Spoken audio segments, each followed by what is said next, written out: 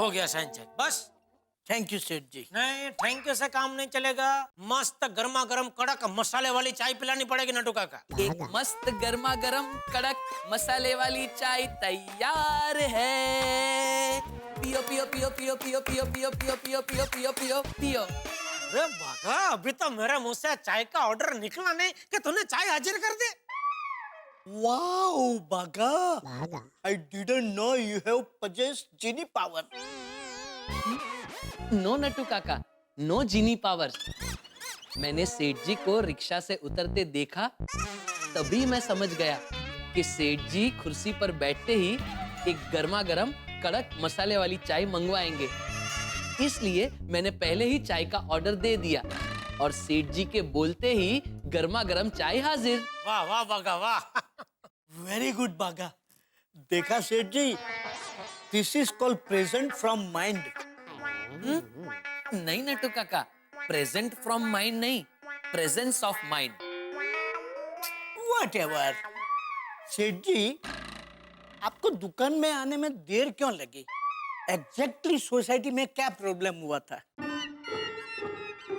अरे नट्टू काका, सोसाइटी में अचानक पानी बंद हो गया तो अब्दुल को टेरेस पर नल चालू करने के लिए भेजा तो उसने देखा कि टेरेस का ताला टूटा हुआ और टेरेस का दरवाजा अंदर से बंद था।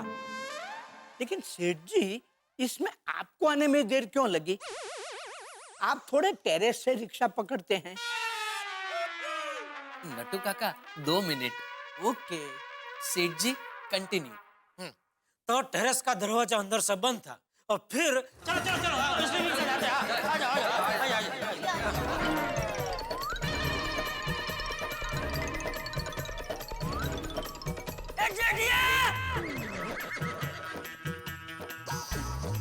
और भागते भागते मैं सोसाइटी में आ गई और मैं बेहोश हो गई। छी छी छी छी, आजकल ये छेड़खानी के किस्से बहुत बढ़ गए हैं। ऊपर से ये गुंडे मवालियों की हिम्मत और भी बढ़ जाती है क्योंकि बदनामी के डर से कुछ लेडीज लोग पुलिस कंप्लेंट नहीं करते। अभी ये लड़की जिसके साथ कल रात को ये हादसा हुआ वो भी पुलिस कंप्लेंट करने से मना कर रही है। कुछ भी हो जाए सेठ जी, लेकिन पुलिस में कंप्लेंट तो करनी ही चाहिए। सेठ जी आप इजाजत दें तो मेरे पास सॉल्यूशन है। लेडीज लोगों की छेड़छाड़ करने वालों को कैसी कैसी सजा मिलनी चाहिए उसकी मैंने एक लिस्ट बनाई है। ओह ब्रिलियंट। सजा नंबर 1। सजा नंबर 1, जो इंसान औरत की अस्मिता का सम्मान नहीं करता, छेड़छाड़ करता है या उनके साथ घिनौनी हरकत करता है, ऐसे आरोपी को जेल की बजाय जंगल में भेज देना चाहिए। जंगल में क्यों? क्योंकि औरतों के साथ बदसलूकी करना, छेड़छाड़ी करना या फिर उनके सम्मान को ठेस पहुंचाना, ये काम कोई इंसान नहीं जानवर ही कर सकता है। इसलिए ऐसे इंसानों को इंसानों की बस्ती से दूर जानवरों के जंगल में भेज देना चाहिए और फिर उसे चैलेंज देनी चाहिए कि अगर तुझ में हिम्मत है तो जा शेरनी को छिड़ के दिखा। बराबर बराबर, बहुत बढ़िया आइडिया है बागा, बहुत बढ़िया आइडिया है। सजा नंबर 2। सजा नंबर 2 थोड़ी कड़क है। कोई बात नहीं बागा बेटा, तू बिंदास बोल। कड़क नरम तेरे को सब छूट है। सजा नंबर 2, औरतों के साथ जबरदस्ती करने वाले का कानूनन दाना पानी बंद कर देना चाहिए। उससे जबरदस्ती उपवास करवाना चाहिए। उपवास? हाँ सेठ जी, क्या है, जब वो आरोपी को दाना पानी नहीं मिलेगा, वो भूखा रहेगा, उपवास करेगा, तब वो भूख उसे अपने गुनाह का एहसास करवाएगी। उसे अपने किए पर पछतावा होगा, उसकी आत्मा जाग उठेगी। क्योंकि सेठ जी, शास्त्रों में लिखा है कि उपवास से ही आत्मशुद्धि होती है। वाह बागा वाह, बिल्कुल सही कह रहा है तू। आरोपी 10 साल जेल में तो रह सकता है, लेकिन 10 दिन बिना दाना पानी के उसको अपनी नानी याद आ जाएगी। सेठ जी, बागा की बात में दम है। अरे दम क्या, दम दमादम दम वाला दम है। करेक्ट सेठ जी। बागा, तू आज के आज गवर्नमेंट ऑफ इंडिया को लेटर लिख और तेरे सब सुझाव भेज दे। नट्टू काका क्या आज के आज, अभी के अभी एक साफ सुथरा कागज ले और अच्छे अक्षरों से उस पे तेरे सारे सुझाव लिख और अभी के अभी पोस्ट करके आ सरकार को। जी। और सुन, आते आते तेरा जलेबी फाफड़ा लेके आना। ये 10 दिन उपवास की बात सुन के मुझे भूख लग गई। अच्छा। नट्टू काका, ये बाका को जरा थोड़ा जलेबी फाफड़ा के लिए पैसा देना। कितना मंगवाऊं सेठ जी? भी हम लोग 4 लोग हैं तो वो हिसाब से मंगा लो। 4? सेठ जी 2 जन जितना तो खाएंगे ना? अरे नट्टू काका, हम 3 और चौथा मगन, मगन की बात कर रहा था मैं। ओह सॉरी सॉरी, फिर भी थोड़ा एक्स्ट्रा मंगवा लेता हूँ, क्योंकि आप 2 जन जितना नहीं तो 1.5 जन जितना तो खाएंगे ही। Better safe than sorry. कम कम बागा। हाँ।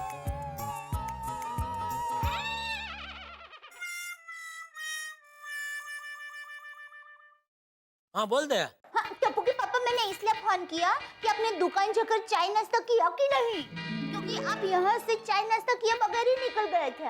अरे दया, कितनी फिक्र करती है तू मेरी। ला, मैं तो फिक्र करूंगी ही ना। मेरी माँ हमेशा कहती है एक पत्नी को एक पति की हमेशा फिक्र करनी चाहिए। अरे मेरी फिक्री रानी, मेरी चिंता मत कर, मैंने चाय पी लिया, नाश्ता भी मंगा लिया है, आते ही नाश्ता भी कर लूंगा। Okay, thank you. अच्छा, वो लड़की की तबीयत कैसी है? कौन, भारती? हाँ। हाँ, अभी ठीक है। थोड़ी देर पहले ही उसने गर्मा गर्म चाय के साथ थेपले खाए और अभी मैं उसके लिए जूस बना रही हूँ। वैसे तुझे कहने की जरूरत तो नहीं है, फिर भी उसका अच्छे से ख्याल रखना और उसकी तबीयत एकदम ठीक हो जाए उसके बाद ही उसको उसके घर भेजना। हाँ हाँ बाबा, आप फिक्र मत कीजिए, मैं उसका पूरा ख्याल रखूंगी। बाय। Okay bye.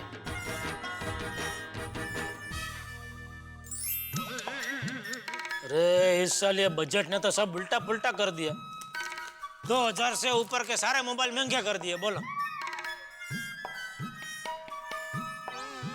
ये कौन सा बिल है? मेरी पगार बढ़ाने का बिल है, जो बरसों से आपकी पार्लियामेंट में अटका पड़ा है।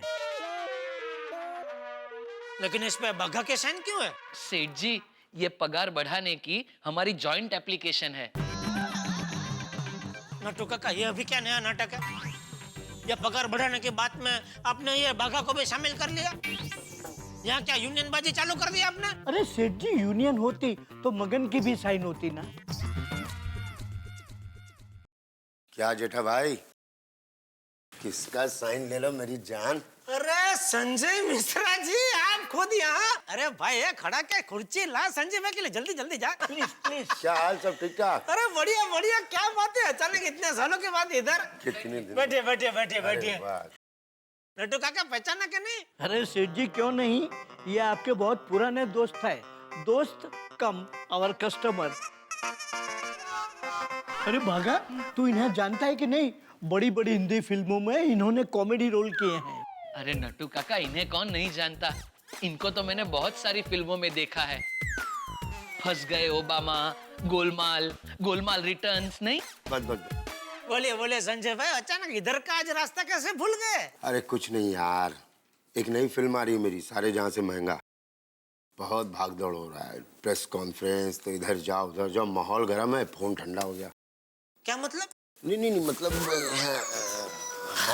हैंग हो गया यार, हैंग। अरे क्यों चिंता कर रही है, अपना बागा है ना, अबे फटाफट रिपेयर कर देगा। लाइए लाइए बागा, ले ले संजय भाई का फोन फटाफट रिपेयर कर दे।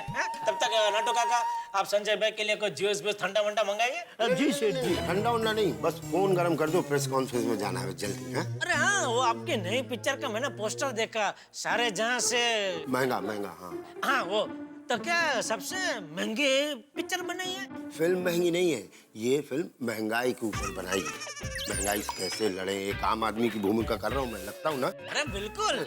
मतलब अपने परिवार को खुश रखना है, चलाना है, और महंगाई में कैसे गन्ने की तरह पिस रहा है, बस वही दिखाना है। बिल्कुल सही कहा संजय भाई आपने, महंगाई ने तो आम आदमी की कमर तोड़ के रख दी है। ये मेरे पेट के वजह से मेरी कमर दिखाई नहीं दे रही है, बाकी मेरी कमर भी अंदर से टूटी हुई है महंगाई की वजह से।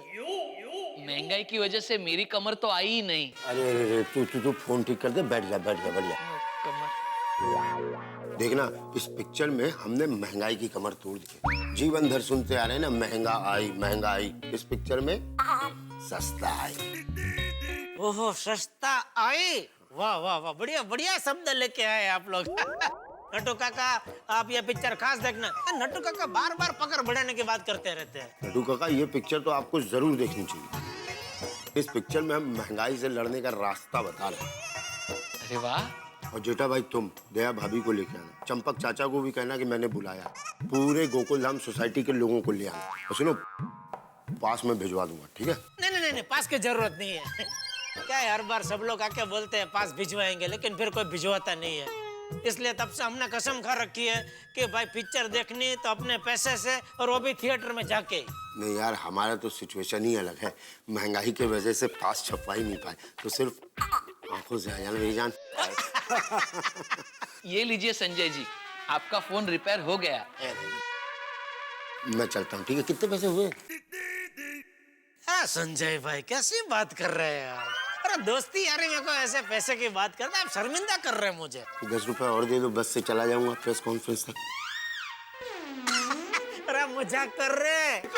ठीक है, पैदल चल जाएंगे, लेकिन आना जरूर। अरे बिल्कुल बिल्कुल संजय भाई, आपकी ये फिल्म सारे जहां से महंगा सुपर डुपर हिट हो जाए, ऐसी मैं शुभकामना देता हूँ। मेरा गड्ढा इलेक्ट्रॉनिक्स का स्टाफ भी शुभकामना देता है, और पूरी गोकुलधाम सोसाइटी की तरफ से मैं आपको शुभकामना देता हूँ।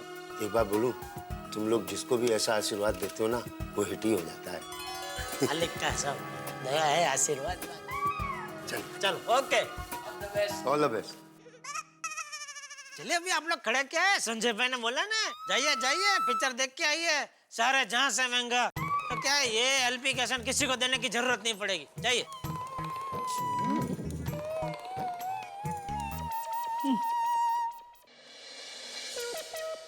भारती, ये लो।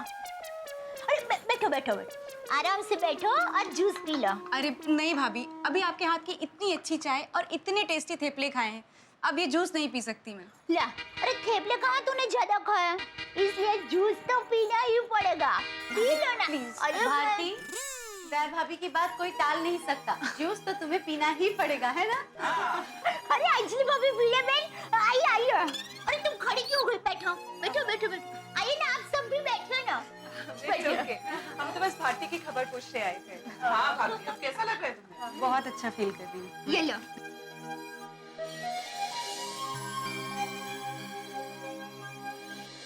बस अब नहीं नहीं, सब पीना पड़ेगा, चलो पी लो। चलो।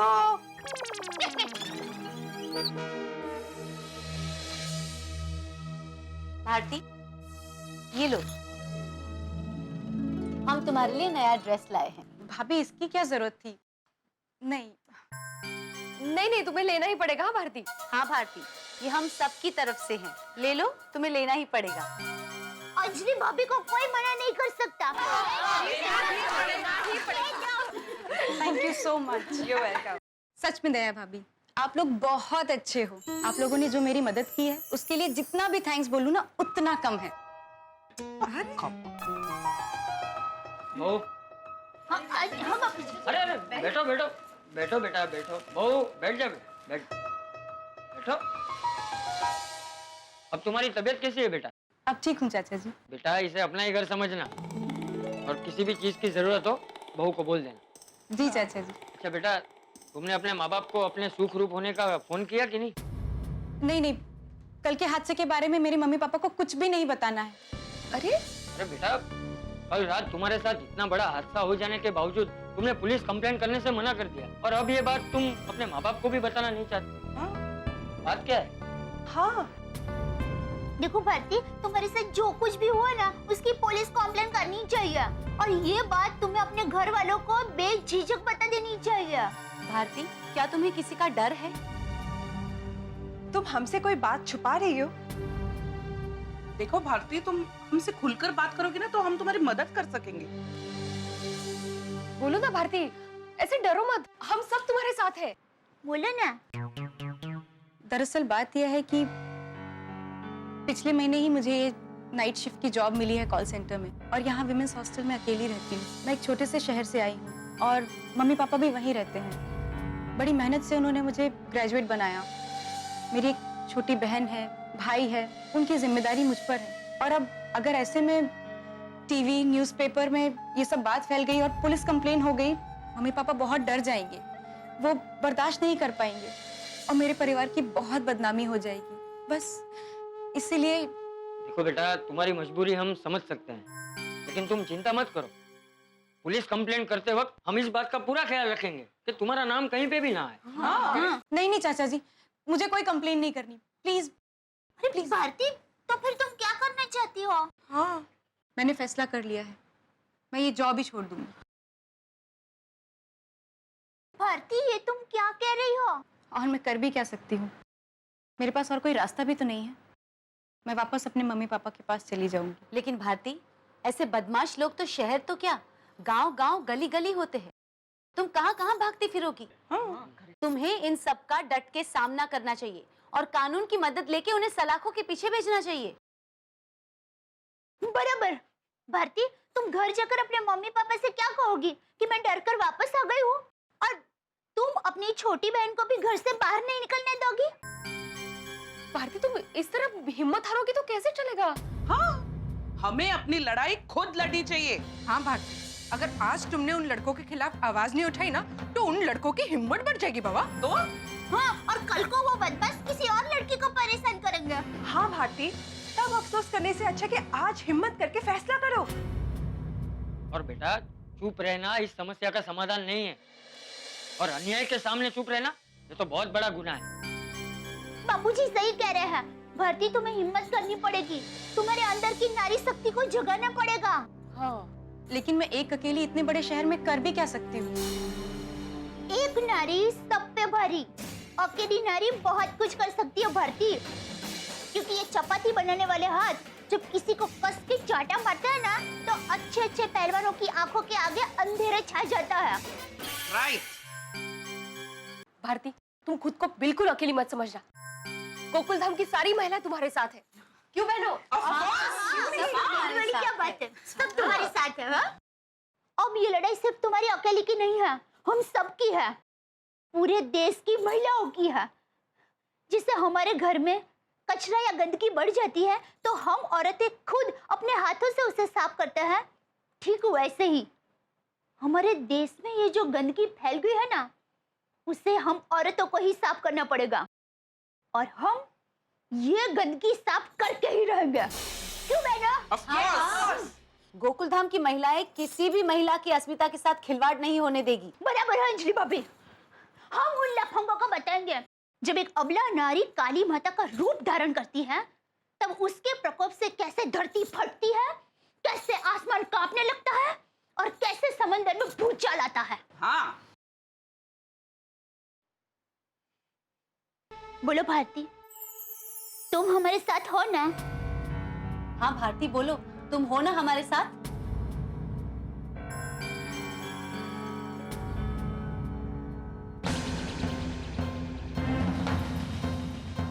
हाँ दया भाभी, आप लोगों की हिम्मत देखकर मुझ में भी हिम्मत आ गई। अब मैं उन बदमाशों का पूरी ताकत से सामना कर सकती हूँ। Good, well done. ये हुई ना बात। तो सुनो, आज रात को तुम अपनी नौकरी पे जरूर जाओगी, और आज रात को ही उन बदमाशों को औरत का असली रूप और असली ताकत का पर्चा मिलेगा, क्योंकि आज रात को हम करने वाले हैं मिशन साफ सफाई। बापूजी, हमारे मिशन के लिए हमें आशीर्वाद दीजिए। बहू, अन्याय के खिलाफ आवाज उठाने के लिए मेरे आशीर्वाद हमेशा तुम्हारे साथ है। विजयी भव। थैंक यू बापूजी। तो बहनों, तैयार? तैयार। अब तो ये मिशन साफ सफाई सफल होके रहेगा। दोस्तों, आखिर हम किस समाज में जी रहे हैं जब महिलाओं पे अत्याचार होते हैं, उनकी अस्मिता के साथ खिलवाड़ किया जाता है। लेकिन गोकुलधाम की महिलाओं ने फैसला कर लिया है कि वो उसके खिलाफ अभियान चलाएंगी, अभियान साफ सफाई।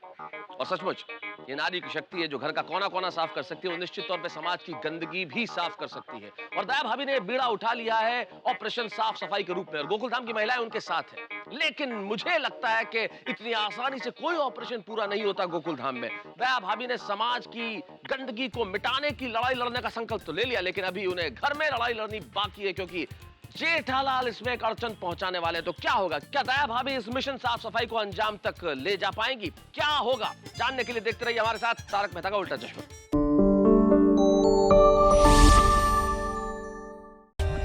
For more updates, subscribe to our channel, click the show links and enjoy watching the videos.